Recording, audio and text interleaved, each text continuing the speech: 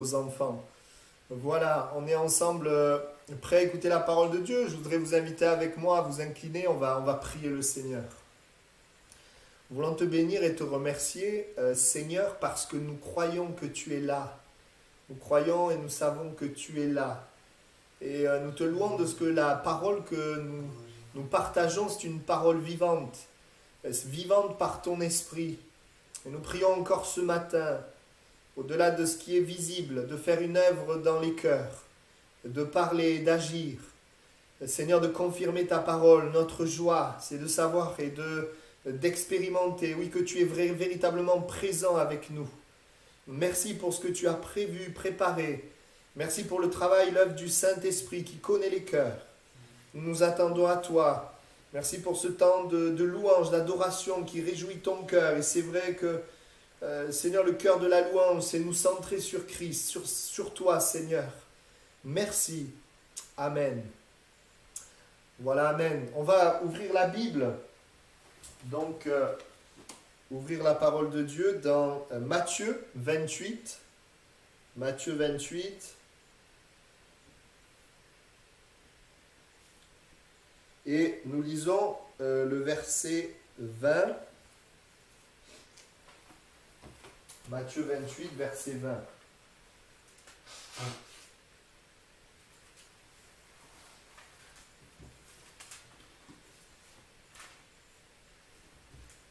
Voilà juste la dernière partie du verset.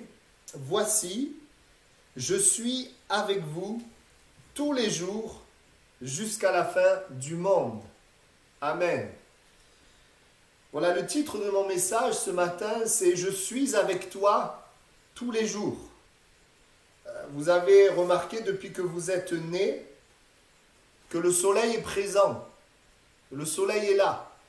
Parfois vous en ressentez la chaleur, d'autres fois en hiver un peu moins. Parfois vous le voyez en journée, parfois vous ne le voyez pas la nuit, mais il est toujours là.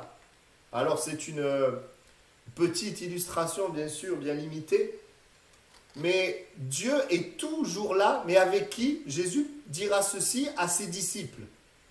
En fait, à ceux et celles qui ont choisi de le servir, de l'aimer, de le suivre. Et il y a cette promesse extraordinaire pour tous ceux et celles qui se tournent vers Jésus. C'est que pour cela, Dieu est toujours avec eux jusqu'à la fin du monde. Toujours présent avec eux. Et si justement Dieu a donné Jésus sur la terre il y a 2000 ans, mourir à la croix, c'est afin que les hommes puissent être en présence de Dieu tous les jours de leur vie. Jésus, en donnant sa vie, a ouvert l'accès à Dieu. Et c'est tellement une bénédiction d'avoir Jésus, de pouvoir être conscient que Dieu m'accompagne tous les jours de ma vie. Et j'avais à cœur de dire dans chaque étape de notre vie. Parce que les étapes de nos vies, elles sont bien différentes parfois, comme des saisons. Les saisons, le soleil est là, il y a différentes saisons. Et j'aimerais vous dire ceci, Dieu est avec vous tous les jours, mais il ne fait pas la même chose selon les saisons, selon les étapes de votre vie.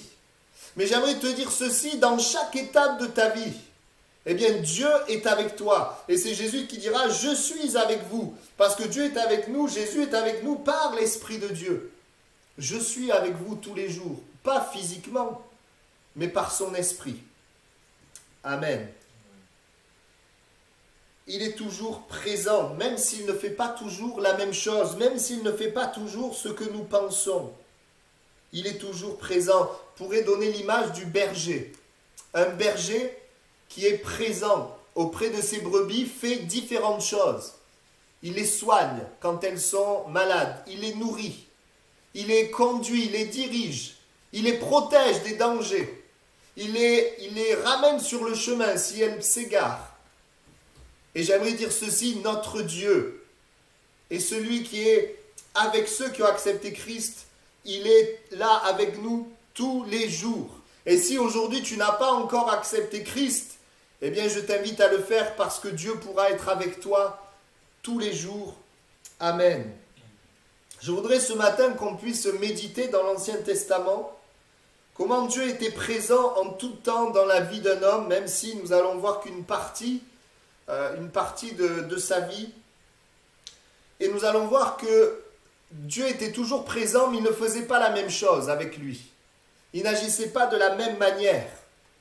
Et j'aimerais vraiment encourager peut-être ceux et celles qui sont dans une étape difficile, peut-être une étape où tu ne le vois pas, tu ne le comprends pas. J'aimerais t'encourager parce que Dieu est vraiment là, parce qu'il est avec toi et parce que lui, il sait ce qu'il fait. Amen. La vie que nous allons voir, c'est la vie de Gédéon. Et nous allons donc ouvrir dans Juges chapitre 6. Juges chapitre 6.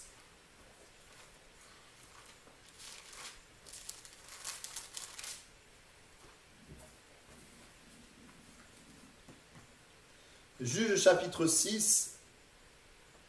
Et nous lisons à partir du verset 7. Et nous allons voir la première étape, je dirais, premier temps. Lorsque les enfants d'Israël crièrent à l'Éternel au sujet de Madian, l'Éternel envoya un prophète aux enfants d'Israël. Il leur dit, « Ainsi parle l'Éternel, le Dieu d'Israël, je vous ai fait monter d'Égypte, et je vous ai fait sortir de la maison de servitude. Je vous ai délivrés de la main des Égyptiens et de la main de tous ceux qui vous opprimaient.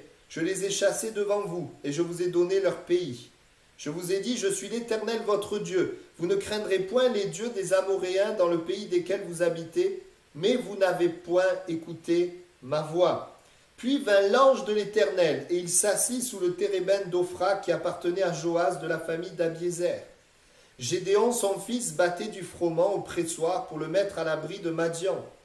L'ange de l'Éternel lui apparut et lui dit, « L'Éternel est avec toi, vaillant héros. » Gédéon lui dit, « Ah, mon Seigneur, si l'Éternel est avec nous, pourquoi toutes ces choses nous sont-elles arrivées? Et où sont tous ces prodiges que nos pères nous racontent quand ils disent, « L'Éternel ne nous a-t-il pas fait monter hors d'Égypte? Maintenant l'Éternel nous abandonne, il nous livre entre les mains de Madian. » L'Éternel se tourna vers lui et dit, « Va avec cette force que tu as et délivre Israël de la main de Madian. N'est-ce pas moi qui t'envoie? » Amen. Voilà plusieurs choses dans ce texte.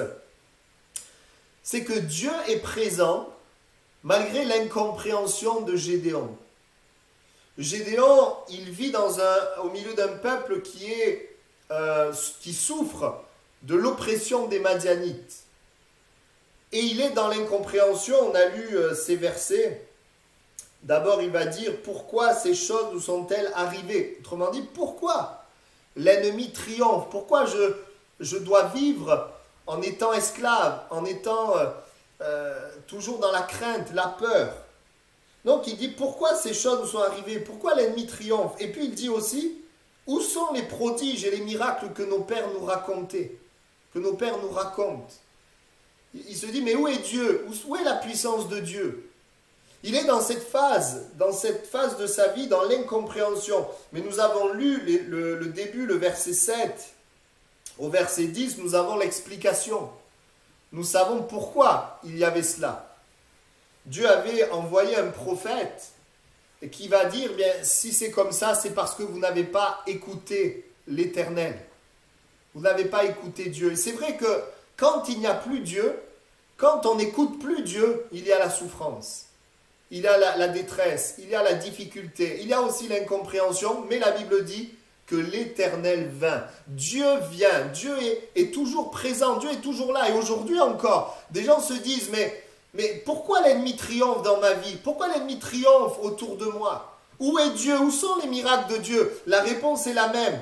Eh bien, oui, il n'y a pas la réponse de Dieu, l'ennemi triomphe tout simplement parce que les hommes n'écoutent pas l'Éternel. Parce que les hommes n'écoutent pas Dieu. Mais merci Seigneur, dans ce monde, il y a des hommes comme Gédéon qui sont prêts à écouter Dieu. Qui sont prêts à se tourner vers Dieu. Et oui, c'est une réalité. Pourquoi tout cela?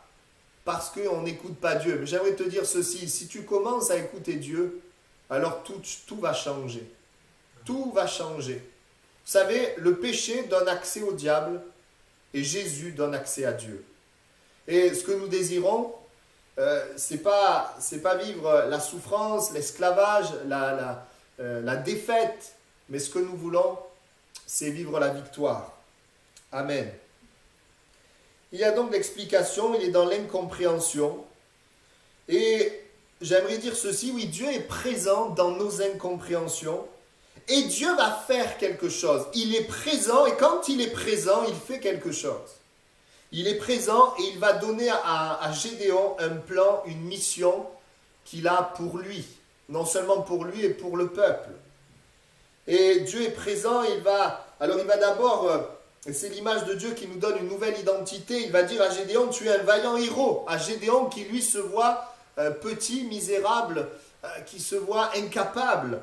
Dieu va lui dire, tu es un vaillant héros. Et j'aimerais te dire ceci, quand Dieu est présent, il nous donne une nouvelle identité. J'aimerais te dire, quand tu viens à Jésus, eh bien ton identité, elle change. Tu deviens enfant de Dieu. Tu deviens capable, non pas de ta propre force, mais sa présence est ta capacité.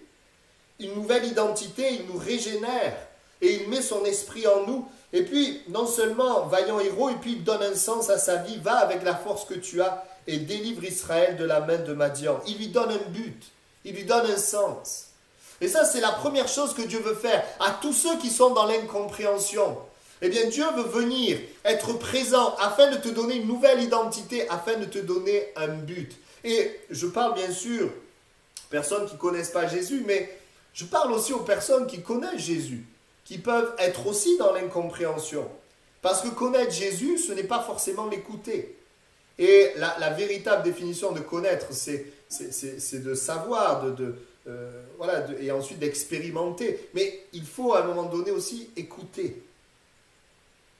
Il est présent, et alors que Dieu est présent, eh bien, il donne un sens, il donne un but. Vous savez, c'est une chose de connaître Jésus, mais est-ce que tu connais ce que Jésus veut faire? Est-ce que tu connais ton identité? Quand il est présent, eh bien, c'est dans une étape de notre vie, peut-être tu es dans une étape d'incompréhension, Dieu veut révéler son plan, Dieu veut te rappeler ou peut-être te montrer qui tu es en Christ. Le Seigneur veut parler. Amen. De la même manière que l'ennemi règne quand le peuple n'écoute pas Dieu, eh bien Dieu règne quand le peuple l'écoute. Dieu règne quand le peuple l'écoute. Et donc Dieu est en train aussi de chercher quelqu'un qui va l'écouter afin d'accomplir son plan. Et Dieu va trouver Gédéon. Dieu va trouver Gédéon. Aujourd'hui, si tu es dans l'incompréhension, si tu souffres de l'ennemi comme Gédéon, eh bien j'aimerais te dire, en Jésus, tu as une nouvelle identité. En Jésus, tu peux être un homme, une femme changé, transformé. Et en Jésus, tu peux connaître le plan, les projets de paix que Dieu a pour toi. Amen. Oui, je serai avec toi. Comment Dieu le fait quand Gédéon va dire, mais comment on va faire? Dieu va répondre, je serai avec toi. C'est par ma présence. La présence de Dieu amène le plan de Dieu. Je serai avec toi. Il dit, c'est verset 15, avec quoi délivrerai-je? Je serai avec toi. Et aujourd'hui encore, les plans de Dieu se font de la même manière par la présence de Dieu. Et la présence de Dieu, elle est là dans nos vies lorsque notre confiance est placée en Jésus-Christ. Amen. Donc, dans cette première étape d'incompréhension, Dieu montre une nouvelle identité, Dieu montre un plan. Deuxième étape, il va y avoir l'étape où Gédéon est troublé dans son être intérieur. Où Juge chapitre 6, verset 17. Gédéon lui dit, si j'ai trouvé grâce à tes yeux, donne-moi un signe pour montrer que c'est toi qui me parles. Ne t'éloigne point d'ici jusqu'à ce que je revienne auprès de toi, que j'apporte mon offrande et que je la dépose devant toi. Et l'Éternel dit, je resterai jusqu'à ce que tu reviennes. Gédéon entra, prépara un chevreau et fit avec un épha de farine des pains sans levain. Il mit la chair dans un panier, le jus dans un pot, et lui apporta sous le térébinthe et les présenta. L'ange de Dieu lui dit, prends la chair et les pains sans levain, pose-les sur ce rocher et répands le jus, et il fit ainsi. L'ange de l'Éternel avança à l'extrémité du bâton qu'il avait à la main et toucha la chair et les pains sans levain. Alors il s'éleva du rocher un feu qui consuma la chair et les pains sans levain, et l'ange de l'Éternel disparut à ses yeux. Amen. Je m'arrête là. Malgré le fait que Dieu l'appelle, Dieu a une mission, un plan, Dieu lui dit vaillant héros, eh bien, il y a dans son cœur une incertitude. On l'a lu.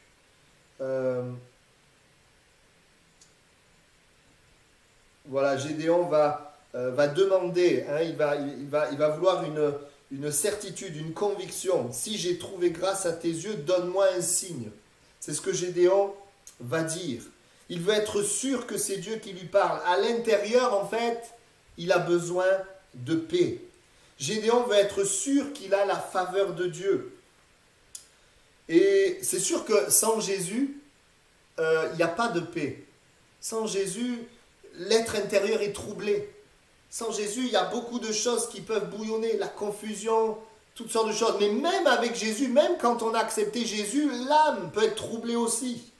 L'âme peut être troublée et on sait que c'est ni l'argent, ni la santé, ni les connaissances qui donnent la paix. Et ça, c'est une deuxième étape. Deuxième étape, j'aimerais dire, oui, il y a l'étape de l'incompréhension, puis il y a cette étape où dans notre cœur, on est troublé. On a besoin d'être sûr que c'est Dieu, que Dieu est là, que Dieu est pour nous, que Dieu est avec nous. J'aimerais te dire ceci, quand on se tourne vers Jésus, nous avons la faveur de Dieu. La faveur de Dieu, elle est en Jésus-Christ. Et quand je place ma confiance en Jésus, eh bien, Dieu me voit favorable, Dieu m'aime. Et qu'est-ce que Dieu va faire dans cette étape? Il ne va pas faire la même chose que dans la première, il ne va pas lui dire vaillant héros, il ne va pas lui donner la mission. Non, dans cette étape, Dieu va lui donner la paix. Dieu va se révéler comme le Dieu de paix. Il va d'abord consumer l'offrande pour montrer sa faveur. Et c'est là qu'il va se révéler l'éternel shalom, verset 24. Je suis l'éternelle paix. Celui qui donne la paix à ton être intérieur. Et alors que Dieu est présent dans ta vie, eh bien, peut-être qu'en ce moment, ce dont tu as besoin, c'est d'avoir la paix. Bien sûr, cette image de l'offrande apportée, c'est l'image de Jésus.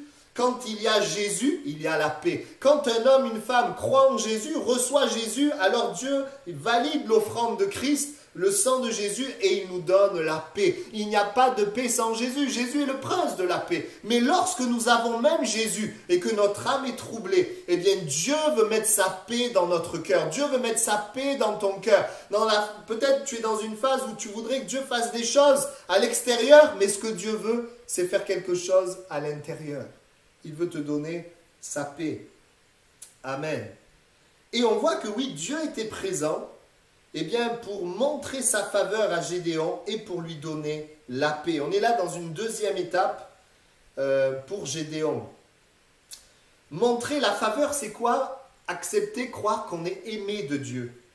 Qu'on est aimé de Dieu, que Dieu est pour nous, que Dieu n'est pas contre nous, que Dieu est avec nous. Et ça, Dieu veut mettre une conviction dans nos cœurs. Nous pouvons savoir cela, savoir que Dieu est pour nous, savoir que Dieu nous aime, est favorable, sans l'accepter dans notre cœur. Mais il y a une étape de nos vies où Dieu veut véritablement mettre cet amour, que nous recevions cet amour, cette conviction qu'il est avec nous, cette affection de Dieu. Et quand nous le recevons, c'est la paix. Amen. C'est la paix. Amen. Troisièmement, Juge chapitre 6, verset 25, Gédéon passe à une autre étape. Dans la même nuit, l'Éternel dit à Gédéon, « Prends le jeune taureau de ton père et un second taureau de 7 ans, renverse l'autel de Baal qui est à ton père et abat l'idole qui est au-dessus. » Amen. On voit au verset 27, Gédéon prit 10 hommes parmi ses serviteurs et fit ce que l'Éternel avait dit. Mais comme il craignait la maison de son père et les gens de la ville, il exécuta de nuit et non de jour. Lorsque les gens de la ville se furent levés de bon matin, voici l'autel de Baal était renversé, l'idole placée dessus était abattue et le second taureau était offert en holocauste sur l'autel qui avait été bâti. Ils se dirent l'un à l'autre, qui a fait cela ? Et ils s'informèrent, firent des recherches, on leur dit, c'est Gédéon, fils de Joas, qui a fait cela. Alors les gens de la ville dirent à Joas, fais sortir ton fils et qu'il meure, car il a renversé l'autel de Baal et abattu l'idole qui était dessus. Joas répondit à tous ceux qui se présentèrent à lui, est-ce à vous de prendre parti pour Baal? Est-ce à vous de venir à son secours? Quiconque prendra parti pour Baal mourra avant que le matin vienne. Si Baal est un dieu, qu'il plaide lui-même sa cause, puisqu'on a renversé son autel. Amen. Voilà une autre phase, une autre étape où Dieu ne fait pas la même chose. Dieu ne donne pas l'identité, ne donne pas une mission, Dieu ne donne pas la paix. Non, Dieu, qu'est-ce qu'il fait là? il demande un positionnement à Gédéon. Dieu désire être le roi, être le maître, et le seul roi et le seul maître. Parce que Dieu est saint. Et Dieu dit, tu vas abattre l'autel de ton père. Pourquoi son père? On parle de Gédéon. Pourquoi Gédéon doit-il abattre l'autel de son père, puisque Dieu s'adresse à Gédéon? Bien, c'est intéressant de voir que quand Dieu va parler à Gédéon, Gédéon va répondre en s'identifiant à son père et à sa famille. Au verset 15, « Ma famille est la plus pauvre en Manassé et je suis le plus petit dans la maison de mon père. » C'est-à-dire que certainement Gédéon était encore dans la maison de son père. Et donc, quelque part, ça fait partie de son identité et Dieu va lui demander un positionnement. Parce que la maison de son père sert Baal. Et pour que Dieu accomplisse son plan, Dieu doit être Dieu. Il ne doit pas y avoir d'autre Dieu. Donc Dieu dit, renverse l'autel de ton père. Toi qui es dans la maison de ton père, positionne-toi. Laisse Dieu être le roi, le maître de ta vie. Ne laisse aucune autre idole. Confie-toi en moi et seulement en moi. Et il y a des moments dans nos vies, des étapes de nos vies où on prie et Dieu ne répond pas. Dieu demande une obéissance. Dieu demande un positionnement. Dieu demande à ce qu'on lui fasse confiance. Que Dieu soit l'Éternel dans nos vies. Et j'aimerais vous dire, oui, si sa famille était la plus pauvre en Manassé, c'est parce que sa famille servait Baal. Quand on sert Baal, il ne peut pas y avoir d'autre résultat que la pauvreté. Mais le moment où Dieu met le doigt sur les autres dieux, parce que Dieu veut nous bénir, les autres choses dans lesquelles nous nous confions, parce que Dieu veut pleinement agir. Je ne sais pas, mais si vous demandez à quelqu'un de réparer votre voiture, vous n'allez pas demander à 4 garagistes en même temps d'intervenir sur la voiture, vous demandez à un. Alors l'image, bien sûr, elle est limitée, mais à un moment donné, Dieu ne veut pas que la gloire soit partagée. Et c'est important pour nous de nous confier entièrement en Christ, entièrement en Dieu, dans un monde où plein de gens croient en Jésus. Mais Jésus n'est pas le roi de toutes ces personnes. Jésus n'est pas le maître. Parfois, des gens prient, il n'y a pas de réponse, et cela pendant longtemps, parce que Dieu ne demande pas de prier, il demande une obéissance. Il demande une décision, un choix, une pleine confiance. Parfois, on pense qu'il nous manque des choses. Mais vous savez, Jésus est suffisant. Hein? Ce n'est pas qu'il nous manque des choses, c'est que parfois, il y a trop de choses en plus. Et Dieu ne nous demande pas quelque chose de plus, parfois, il nous demande quelque chose de moins. Fais tomber les idoles, ce en quoi tu te confies. Si Jésus a la même place que le sport, laisse Jésus devenir vraiment le roi de ta vie. Qu'il soit le maître, qu'il soit le roi. Ma confiance est pleinement en lui. Ma confiance n'est pas partagée entre Jésus et d'autres choses, entre les êtres humains, la main humaine. Ma confiance est en Dieu. Et Dieu, dans cette étape de sa vie, lui demande de devenir vraiment le seul Dieu, le roi. Abat l'autel de Baal. Et vous voyez ce qui est intéressant, c'est que Gédéon, il a peur. Mais il le fait quand même. Il le fait de nuit.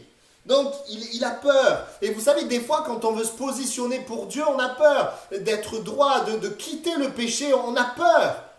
Mais quand on se positionne, on va le voir, Dieu fait quelque chose. Quand on ne se positionne pas, ben on reste coincé, frustré. On n'avance pas. On n'avance pas. Peut-être que tu es là, tu écoutes ce message et tu n'avances pas parce que Dieu t'a montré qu'il fallait quitter un péché, mais tu restes toujours dans ce péché. Alors on n'avance pas, on est malheureux. Mais Gédéon, malgré peut-être sa peur, eh bien il fait le pas. Et le Seigneur va honorer sa foi. Dieu ne te demande pas d'être très très fort. Dieu te demande simplement de lui faire confiance et uniquement en lui. Gédéon va faire confiance, il va le faire de nuit. Peut-être pour ne pas être vu, mais il va être vu. Mais qu'est-ce qu'on voit? Et là, c'est très intéressant. On voit deux choses, écoutez bien. Quand tu laisses, et quelque part, c'est ce qu'on appelle être sanctifié, être mis à part du péché, mis à part pour Dieu. Oui, Dieu a dit qu'il allait vaincre les Madianites, mais avant la victoire des Madianites, il y a une étape, c'est cette mise à part. Et j'aimerais te dire ceci, en Jésus, nous avons été mis à part du péché, mis à part pour Dieu. Et c'est important, en Jésus, on a été mis à part, mais il faut que nous, on le croie. Et quand on le croit, nous-mêmes, on se met à part. On ne touche plus au péché. On ne pratique plus le péché. On n'est pas parfait, on est dans un corps de chair, on pêche involontairement. Mais d'une manière volontaire, on ne pratique plus le péché. Et on cherche la volonté de Dieu. Qu'est-ce qui se passe? Eh bien, écoute bien, Dieu va protéger Gédéon. Alléluia.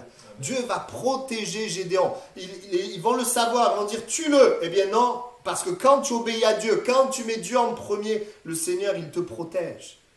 Vous savez, quand on est dans le péché, qu'on veut plaire aux hommes, là, on n'est pas protégé. Mais quand tu veux plaire à Dieu, Dieu te protège. Et il va être protégé, le Père va dire non, que Baal se défende lui-même. Oh, Gédéon a bien fait, ça c'est la première chose, il le protège. Mais la deuxième chose, et ça je voudrais qu'on l'entende, c'est qu'en faisant cela, en comprenant cela, en laissant Dieu être le premier, il ouvre les portes à Dieu pour qu'il fasse plus de choses. Et ça c'est important. Parce que parfois les portes sont bloquées. Et quand je priais pour ce message, c'est comme si je voyais des gens qui sont là dans une étape de leur vie bloqués pendant longtemps. Parce qu'en fait, on ne laisse pas Dieu être le roi des rois. Mais quand tu laisses Dieu être le roi des rois, c'est comme si tu ouvrais la porte pour une étape qui vient derrière. On ouvre les portes à Dieu. Les portes s'ouvrent. Des portes qui sont restées fermées. Combien de fois je l'ai vu lorsque nous avons fait des études sur le salut avec les personnes nouvelles.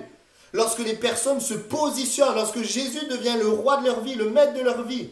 Certaines quittent la fornication, certaines quittent le péché. Quittent le mensonge, certains décident de pardonner ou de demander pardon. Et nous voyons les portes qui s'ouvrent, la bénédiction de Dieu, Dieu qui pourvoit, Dieu qui agit. Pourquoi? Parce qu'ils ont compris ce que Dieu attendait d'eux. Jésus veut être le maître de notre vie, Dieu veut être le roi de notre vie, bien sûr. Il ne s'impose pas. Pourquoi Dieu veut être le roi de notre vie? Parce qu'il veut avoir les mains libres pour agir dans notre vie. Le Seigneur, notre Dieu, est saint et il ne peut pas cohabiter avec le péché. Le péché, à cause du péché, Dieu a donné son Fils. Il a donné ce qu'il avait de plus cher, afin que nous ne soyons plus esclaves du péché. Nous ne voulons pas crucifier une deuxième fois le Seigneur, mais nous voulons réaliser ce que le Seigneur a fait pour nous. Peut-être que tu es là et tu es resté bloqué, des étapes, dans une étape de ta vie pendant des années. Et ce que tu as besoin de comprendre, c'est que notre Dieu veut cette place de roi, de seigneur dans ta vie. L'obéissance, parfois vous savez on est là et on essaie de faire toutes sortes de choses, mais il y a la voix du Saint-Esprit dans notre cœur qui depuis longtemps nous demande, nous montre la direction. Cette voix, la chair ne veut pas, mais cette voix, elle amène la paix dans l'esprit. Et parfois on résiste à cette voix et on reste frustré, on reste malheureux, on reste triste. Mais quand tu obéis à cette voix, c'est vrai la chair n'aime pas peut-être, mais quand tu obéis à cette voix, il y a la joie de Dieu. Il y a la paix de Dieu. La voix du Saint-Esprit dans notre cœur. Est-ce que nous l'étouffons ou est-ce que nous y obéissons? Quatrièmement, quatrième étape, Juge chapitre 6, verset 33. Juge chapitre 6, verset 33. Tout Madian, Amalek et les fils de l'Orient se rassemblèrent. Ils passèrent le Jourdain et campèrent dans la vallée de Jizréel. Gédéon fut revêtu de l'Esprit de l'Éternel, il sonna de la trompette et Abiézer fut convoqué pour marcher à sa suite. Il envoya des messagers dans tout Manassé, qui fut aussi convoqué pour marcher à sa suite. Il envoya des messagers dans Hazer, dans Zabulon et dans Nephtali, qui montèrent à leur rencontre. Gédéon dit à Dieu, si tu veux délivrer Israël par ma main, comme tu l'as dit, voici je vais mettre une toison de laine dans l'air. Si la toison seule se couvre de rosée et que tout le terrain reste sec, je connaîtrai que tu délivreras Israël par ma main, comme tu l'as dit. Et il arriva ainsi. Le jour suivant, il se leva de bon matin, pressa la toison et en fit sortir la rosée, qui donna de l'eau plein une coupe. Gédéon dit à Dieu, que ta colère ne s'enflamme point contre moi et je ne parlerai plus que cette fois. Je voudrais seulement faire encore une épreuve avec la toison, que la toison seule reste sèche et que tout le terrain se couvre de rosée. Et Dieu fit ainsi cette nuit-là, la toison seule resta sèche et tout le terrain se couvrit de rosée. Amen. Une autre étape de la vie de Gédéon, alors dans cette histoire, une autre étape qui peut être une étape dans notre vie, c'est que Gédéon va être là dans des doutes. Encore une fois dans des doutes. Alors, c'est intéressant, on voit qu'il y a deux phases. La première phase, c'est qu'il va dans le sens de la parole de Dieu, puisqu'il va convoquer des personnes pour venir à sa suite dans le sens de vaincre Madian. Et il convoque ces personnes, et le texte nous le dit ensuite par la suite, on le voit au chapitre 7, verset 2, En fait, il va convoquer 32 000 hommes, 32 000 personnes. Alors, c'est beaucoup, mais face aux Madianites, en fait, c'était peu. Parce que les Madianites, ils étaient à peu près 120 000. Et donc, qu'est-ce qui se passe? Il commence à obéir à Dieu, donc il convoque les personnes, mais là, il y a le doute qui est là, donc il va demander un signe à Dieu. Il va demander un signe. Il est là, il est dans l'obéissance, mais il est dans la crainte, il y a les doutes qui viennent, il est comme affaibli. Y a-t-il pas des moments dans nos vies, on obéit à Dieu, on aime Dieu, mais on est affaibli. On est dans le doute. C'est pas facile. Pourquoi? Parce que, ah si, franchement, s'il avait convoqué, il y aurait eu 150 000 personnes, peut-être qu'il n'aurait pas demandé un signe, je ne sais pas. Mais il convoque 32 000 personnes. Le ratio, ça fait 1 contre 4. Donc, il y a le doute qui est là. Alors, il ne nous est pas dit pourquoi il demande un signe. Mais s'il demande un signe, c'est parce qu'il a besoin vraiment d'une confirmation. Alors, ça, c'est dans l'ancienne alliance. Il demande un signe. Mais nous, dans la nouvelle alliance, qu'est-ce que le Seigneur veut faire? Eh bien, le Seigneur veut nous parler par son esprit et sa parole. Le Seigneur veut quoi? Veut confirmer, répéter sa parole. Le Seigneur veut nous fortifier. Et tu es peut-être dans une étape de ta vie où tu as besoin, peut-être par rapport à un domaine. Vous savez, il y a des domaines, on est fort, on est dans la foi, puis il y a des domaines, on est dans le doute. Eh bien, le Seigneur veut fortifier. Et donc, Dieu est présent. Quand il est présent, qu'est-ce qu'il fait? Autre chose, eh bien, il va confirmer sa parole. Il va donner ses signes à Gédéon pour l'encourager. Pour lui dire, oui Gédéon, tu ne te trompes pas, même si vous n'êtes que 32 000. Et le pauvre, il ne sait pas que derrière, on va en parler, ça va descendre à 300. Même si vous n'êtes que 32 000, eh bien je suis avec toi. Même si c'est difficile, je suis avec toi. Dieu rassure, Dieu répète, Dieu conforte, Dieu encourage. Et aujourd'hui encore, Dieu est présent. Je suis avec vous tous les jours. Jésus est présent pour confirmer sa parole, confirmer sa mission. Amen. Parce qu'il y a des moments où on a envie de lâcher, envie d'abandonner, de partir. Mais des fois, je pense que certains, on a pu faire la prière de Pierre. Mais à qui irions-nous, Seigneur? Tu as les paroles de la vie. Amen. Et ce qu'on voit au chapitre 7, c'est la même chose. C'est-à-dire que Dieu va réduire, cette fois, c'est Dieu qui permet, il va réduire le nombre de soldats, de personnes d'Israël de 32 000 à 300. On passe du ratio 1 contre 4 à 1 contre 400. 1 contre 4, on dit, c'est comme je disais dans un message, 1 contre 4, on dit, il y a intérêt vraiment que je sois assez fort. 1 contre 400, tu dis, il y a intérêt que Dieu soit avec moi.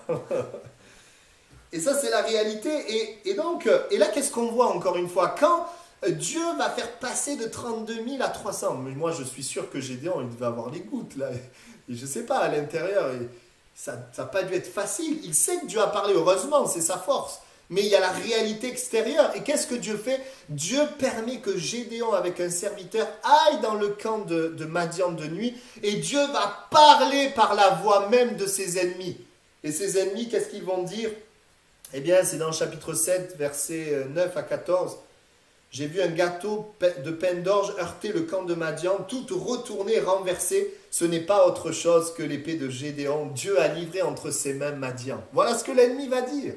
Voilà ce que les Madianites vont dire. Gédéon va entendre. Et donc, Gédéon, il se retrouve face à une réalité compliquée. On est 300 contre 120 000. Mais en même temps, la réalité spirituelle, Dieu lui montre qu'il est avec lui. Dieu lui parle. Dieu l'encourage. Et c'est ce que le Seigneur peut-être est en train de faire dans ta vie. Tu en as besoin. Il t'encourage, il est avec toi. Amen. Voilà encore un autre aspect de ce que Dieu fait quand il est présent. Il nous donne une identité, et il nous donne une mission. On voit tout ce que le Seigneur fait quand il est présent. Et là, eh bien, il l'encourage. Il nous amène aussi, on l'a dit, à nous positionner. Il met la paix dans notre cœur. Et là, il l'encourage, malgré ce que tu vois. Le Seigneur est tout-puissant. Et puis, on va terminer le message avec ce 5e point. Cinquièmement, il est présent quand les ennemis sont là. Ils vont être maintenant face aux ennemis. Et qu'est-ce que Dieu va faire? Il va combattre pour eux. Juge chapitre 7, verset 19. Gédéon et les 100 hommes qui étaient avec lui arrivèrent aux abords du camp au commencement de la veille du milieu, comme on venait de placer les gardes. Ils sonnèrent de la trompette. brisèrent les cruches qu'ils avaient à la main. Les 3 corps sonnèrent de la trompette, brisèrent les cruches. Ils saisirent de la main gauche les flambeaux et de la main droite les trompettes pour sonner. Ils s'écrièrent épée pour l'Éternel et pour Gédéon. Ils restèrent chacun à sa place autour du camp. Et tout le camp se mit à courir, à pousser des cris, à prendre la fuite. Les 300 hommes sonnèrent encore de la trompette. Et dans tout le camp, l'Éternel leur fit tourner l'épée les uns contre les autres. Le camp s'enfuit jusqu'à Beth-Shitta, vers Tserera, jusqu'au bord d'Abel-Méhola, près de Tabat. Amen. Qu'est-ce qu'on voit? Le problème maintenant, c'est de faire confiance à Dieu alors qu'on est 300, alors que les ennemis sont là. Le problème pour Gédéon, c'est de s'abandonner, d'avoir une pleine confiance. Le problème, c'est aussi de ne pas se battre lui-même et de laisser Dieu se battre. J'ai noté ceci, vaut mieux que tu restes en place et que Dieu combatte pour toi, que toi tu combattes et que Dieu reste en place. Il vaut mieux que toi tu restes en place et que Dieu combatte. Ils restèrent en place. Dieu est présent. Il est présent. Et Dieu va combattre pour lui. Il y a un temps, bien-aimé, où Dieu combat pour nous. Où c'est Dieu qui combat nos ennemis. Et là, je ne parle pas d'ennemis physiques, des gens, mais l'ennemi de nos âmes, les situations, les combats qui sont là devant nous. Oui, il combat pour nous, des injustices. Il combat pour nous. Amen. Et quand les ennemis sont là, eh bien, de manière pratique, qu'est-ce que je dois faire? Tout simplement être dans la foi. Et voyez, Dieu combat, mais avant que Dieu combatte, il y a eu des étapes avant. L'identité, la mission, la paix, la sanctification, la confirmation et maintenant la puissance et la force. Et voyez-vous, alors que je préparais ce message, j'avais cette pensée. Le diable, bien souvent, nous détruit parce que dans des situations, des étapes de nos vies où nous nous attendons à ce que Dieu fasse quelque chose, le diable vient nous dire, tu vois, ce que tu attends, Dieu ne le fait pas. Mais Dieu voudrait te dire, c'est parce qu'il fait autre chose. C'est parce qu'il fait autre chose. Et ça, c'est important que nous percevions. Dieu est présent, il fait toujours quelque chose. À sa gloire, pour sa gloire, et qui est bon pour nous parce qu'il nous aime. Il fait toujours quelque chose. Et 2 choses importantes. Je suis avec vous tous les jours jusqu'à la fin du monde, dans chaque saison de votre vie, chaque étape de votre vie. J'aimerais te dire 2 choses importantes. La première, c'est que dans chaque étape, Dieu fait quelque chose. Il donne une identité, il révèle son plan, il donne la paix, il rappelle sa faveur, il nous sanctifie, il nous met à part, il nous encourage, il nous fortifie, il combat pour nous. Tout ça, il le fait. Par Christ, par Jésus, quand nous recevons Jésus. Le fait que tu aies Jésus permet à Dieu d'être présent et de faire tout ça dans chaque étape de ta vie. Amen. Mais nous ne sommes pas toujours au courant, conscients, discernant ce que Dieu veut faire dans nos vies. Vous voyez, dans le désert, le peuple murmurait, se plaignait, et il pensait aux promesses, le pays promis, mais il ne comprenait pas ce que Dieu voulait faire. Dieu voulait se révéler à eux dans le désert. Dieu voulait les former leur cœur, un cœur dans la foi comme Josué et Caleb. Et l'étape qui suivait, c'était Canaan. La première chose, oui, c'est de croire que Dieu veut faire quelque chose à chaque étape. Ce que tu es en train de vivre aujourd'hui, Dieu est présent. Dieu n'est pas absent si tu as reçu Jésus. Deuxièmement, que nous soyons conscients de sa présence à chaque étape et que nous venions à lui tout simplement. Sois conscient de sa présence. Et si tu n'es pas conscient de sa présence, viens à lui, viens dans sa présence. Viens à lui. Et Dieu a une réponse pour chaque situation. L'Esprit et la parole te donneront du discernement. Amen. Vous savez, il n'y a pas autre chose de plus important que sa présence. Et ce qui est important pour nous, c'est de comprendre sa volonté à chaque étape. Et ça, c'est par l'Esprit, ce n'est pas par la chair, par nos efforts. C'est dans ce contact que nous avons, nous comprenons sa volonté. Le diable vient de te dire dans une étape de ta vie, Dieu ne fait pas ça. Dieu ne le fait pas. Non, peut-être, mais il fait autre chose. C'est ce que tu dois lui répondre. Il sait ce qu'il fait. Le diable aurait pu dire à Gédéon, quand il est passé de 32 000 à 300, Dieu t'a abandonné. Le diable aurait pu lui dire ça. Mais la vérité, c'est que Dieu permettait la faiblesse pour que sa gloire se manifeste. Dieu était en train de permettre que le peuple soit plus faible pour que toute la gloire de Dieu se manifeste. Parfois, nous voulons que Dieu agisse et le diable te dit « Dieu n'agit pas ». Mais Dieu te dit « Non, je n'agis pas, je veux te parler ». Parfois, nous disons Parfois, tu veux que Dieu te parle et le diable te dit, mais Dieu ne te parle pas. Et Dieu te dit, non, parce que je t'ai déjà parlé, maintenant je veux que tu agisses. Bien-aimé, notre Dieu est présent chaque étape de notre vie. Notre Dieu sait mieux que nous-mêmes ce qu'il faut.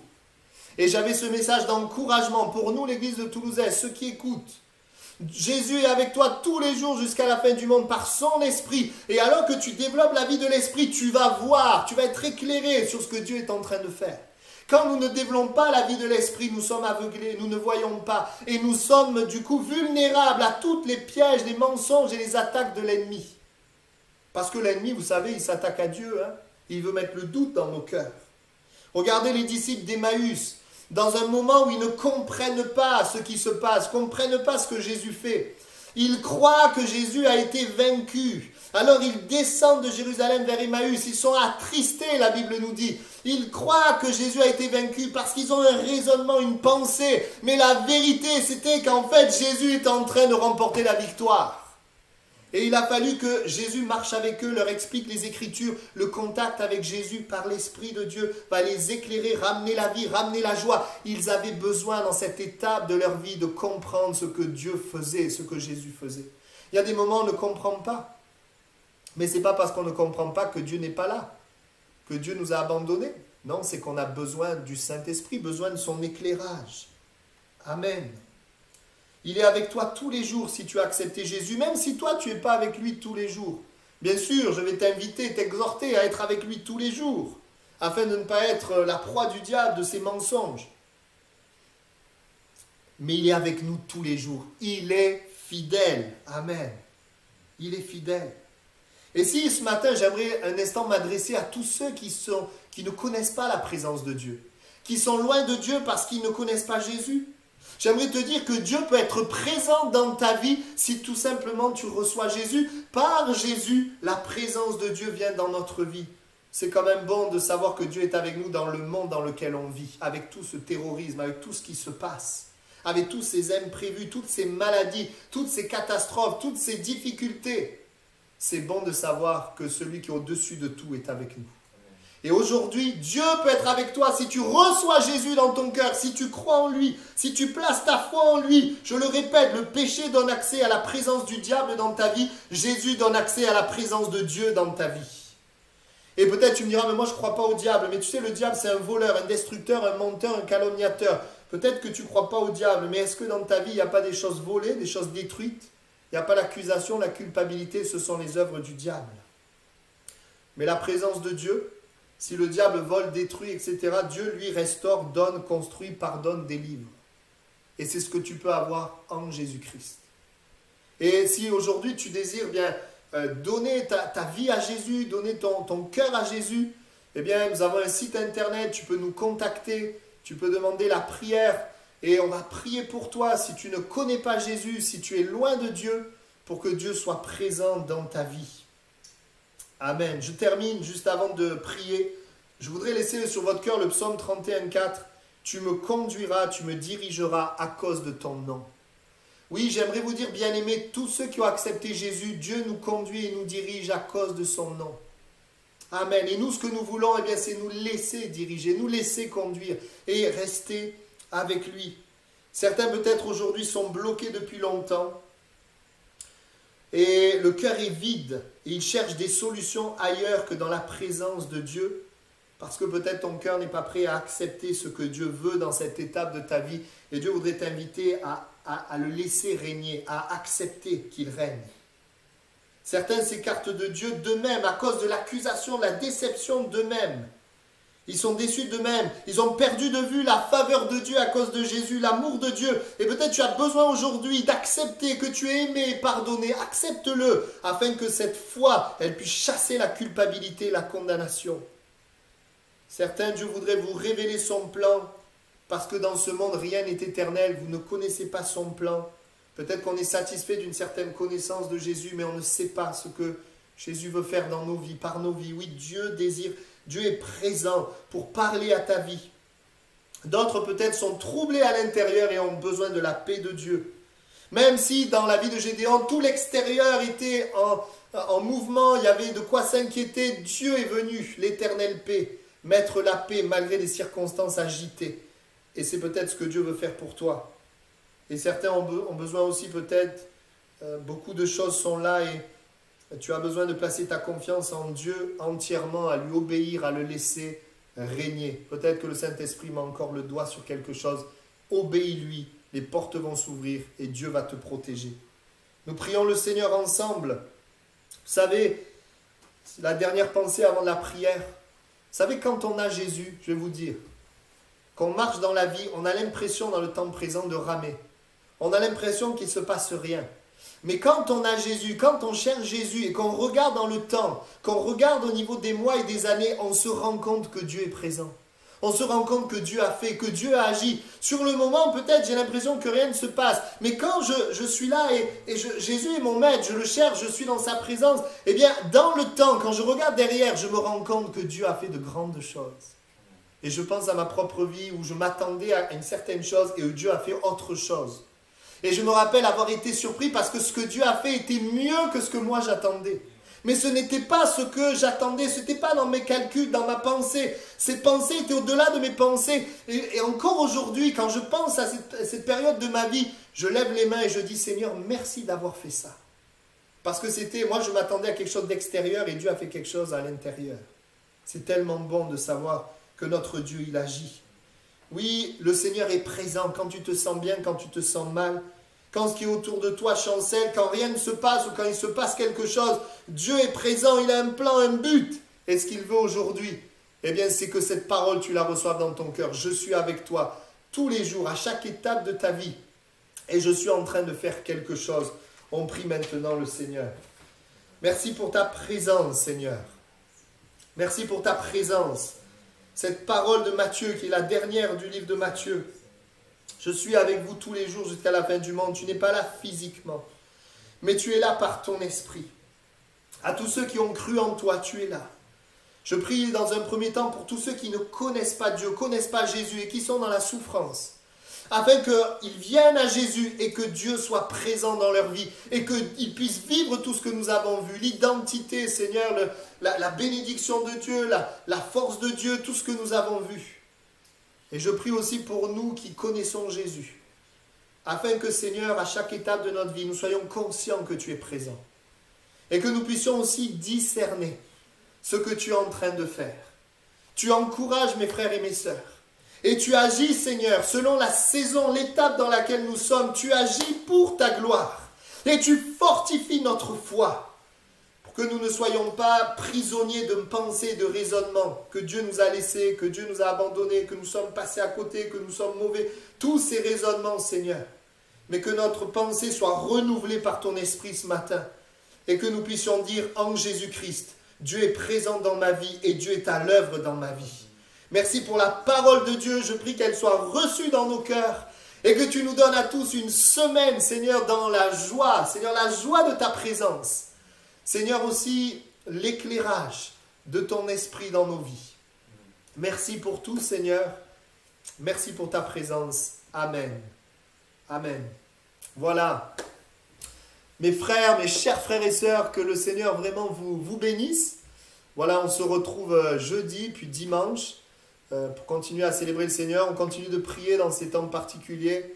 C'est vrai que les temps de confinement sont des temps où certains sont isolés. Et c'est vrai que n'ayant plus la vie de l'Église, il peut y avoir un refroidissement. Donc plus que jamais dans ces temps, cherchons le Seigneur. Et puis, comme on l'a dit jeudi, encourageons-nous mutuellement. Voilà, que le Seigneur vous bénisse et à bientôt.